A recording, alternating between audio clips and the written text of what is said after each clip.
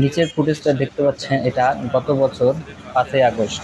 আর উপরে যে ফুটেজটা দেখতে পাচ্ছেন সেটা হলো আজকের, অর্থাৎ 2025 সালের 5ই আগস্ট। জায়গাটা একই, কিন্তু ঘটনা ছিল পুরো ভিন্ন রকম। গত বছর স্বৈরশাসক হাসিনা দেশ থেকে পালানোর পর সারা দেশের মানুষ কিন্তু তারা বিজয় মিছিল করে রাস্তায় নেমে পড়ে। আর আজকের ঘটনা প্রবাহ দেখুন, পুরো রাস্তা তার ব্যস্ততম শহরের মতো নীরব গতিতে গাড়িগুলো চলছে। অন্তর্বর্তীকালীন সরকার 5 আগস্টকে জুলাই গণঅভ্যুত্থান দিবস হিসেবে ঘোষণা করে, যার ফলে 5 আগস্ট সাধারণ ছুটি হিসাবে ঘোষণা করা হয়। 24 সালের 5 আগস্ট ছিল ছাত্র জনতার একটা বিশাল বিজয়।